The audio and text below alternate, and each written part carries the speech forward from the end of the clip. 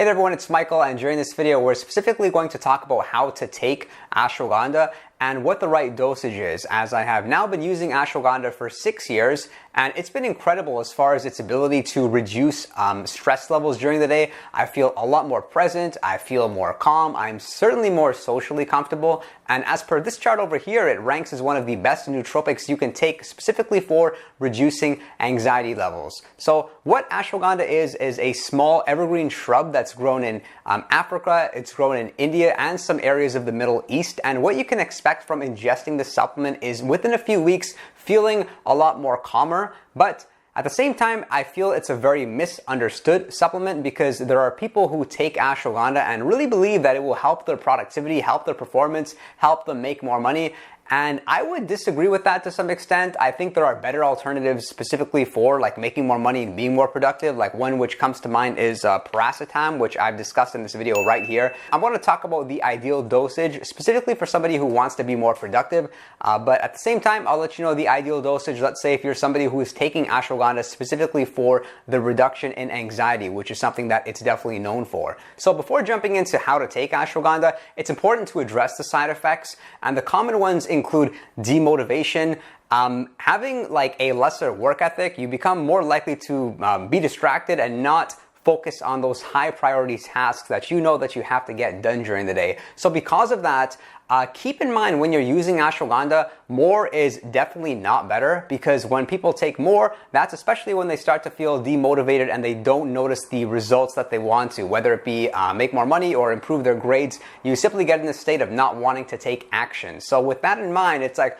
where's the sweet spot that you can take ashwagandha and get the benefits as far as decreasing your stress levels, but still being productive and performing at a high level? And so what I've done is I have done an experiment over the past 2 months, where the first month I used ashwagandha 3 times a day, and the second month I took ashwagandha only once a day. And this is the specific form of ashwagandha that I got for the experiment. It's called KSM66. It's an extract of ashwagandha which has a particular withatalide content for it to not be too relaxing. There are some alternatives of ashwagandha that are known to be very sedating, and I didn't really want to feel that way. I wanted to feel energized and productive. So for that reason, KSM66 is my favorite form. I've talked about the other extracts on this video over here. You may find that interesting if you're debating between different forms of ashwagandha. For the experiment, during the first month, when I took it 3 times a day, I was taking it once at 10 o'clock in the morning, once again at 2 o'clock p.m., and then once again at 6 p.m. And then for the second month, when I was only taking ashwagandha once a day,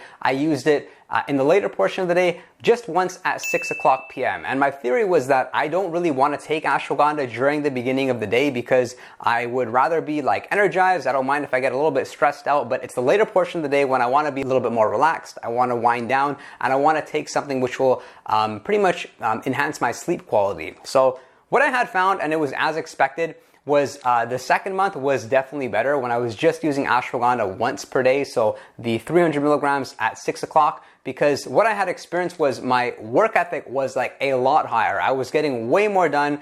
I was just more driven, and it was measured by I was having more conversations with people, I was engaging in more meetings, I was shooting a lot more videos, for instance. And the first month when I was using ashwagandha, I didn't really notice, you can say, objective benefits. There wasn't an increase of meetings or increase of calls. It was more so like I pretty much like felt good. I was certainly more present, but I had a tendency to really want to take breaks, whether it was like walking my dog or reading. I was, you can say, avoiding the high priority tasks that I know needed to get done. And then at the end of the day and at the end of the week, I didn't really feel as fulfilled as far as getting the results that I know I'm capable of producing. So something I've learned is that there really is no perfect way to take ashwagandha. There is no perfect dose. It's going to be dependent on the individual. If you are going to go ahead and try this nootropic, then try different dosages, find what works for you. On that particular bottle, it says take 1 capsule daily, but doses of like 600 milligrams during the day or even 1 gram are pretty common. Ashwagandha has a relatively long half-life of about 12 hours, meaning it is ideal if you will take it twice per day as far as building up in your system and experiencing all the benefits. But I must admit, I'm pretty happy taking it only once per day, and I think I'm going to stick to that as I'm getting the benefits with respect to getting restorative sleep and it's not compromising my work ethic in any way. But there are, however, actually particular days when I would ingest more ashwagandha than usual, and that's because I'm overstimulated. Like if it's a day where I maybe ingest a bit too much caffeine and I'm feeling like I need something to bring me down a little bit, then I would use something like ashwagandha or L-theanine. Or if you're somebody that uses modafinil, it's pretty common that you have your mind scattered to some extent and you need to just center yourself, and that's where ashwagandha can be a really good tool. I have not found any difference taking it with a meal or without a meal. So if you do practice intermittent fasting, then you should be okay. So some people, they actually swear by taking ashwagandha pre-workout and they get the benefits. I've seen a lot of powerlifters talk about that, but that hasn't been effective for me. If you're looking for a boost in testosterone in a natural way, then I would much rather take something like Tongkat Ali,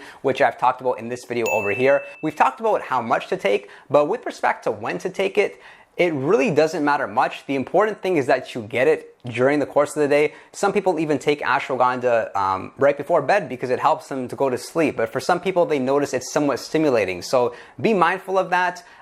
From taking it in the afternoon and trying it in a later portion in the evening, it's not made really any difference. But for some people, they do get this nice little boost when they take ashwagandha, like when they ingest it. For a couple hours afterwards, they really feel calm and they really feel present. But that's the thing with nootropics. Some people are more sensitive to them than others. Unfortunately though, ashwagandha does have one really bad side effect in that it can increase your thyroid levels. So for anybody that has a high thyroid, or you've had some sort of thyroid issue in the past, then I would say to really be mindful of your ashwagandha dosage. Of course, speak to your GP before adding this supplement or any supplement into your daily routine. But that's something to be mindful of because there are people that take really high doses of ashwagandha and then they suddenly can't sleep because their thyroid is in a state where you're hyperthyroid, meaning that you have like too much energy to do it. I haven't talked too much about the benefits of ashwagandha in this video. I wanted to specifically talk about how to take it and the ideal dosage. But if you'd like to learn more about the actual benefits, then I would recommend that you watch this video here. You'll likely find that informative. Thank you so much for your interest in nootropics, and the best way you can support me is by subscribing to the channel, or if you're a returning viewer, then be sure to give the video a like, and I'll look forward to seeing you all next time.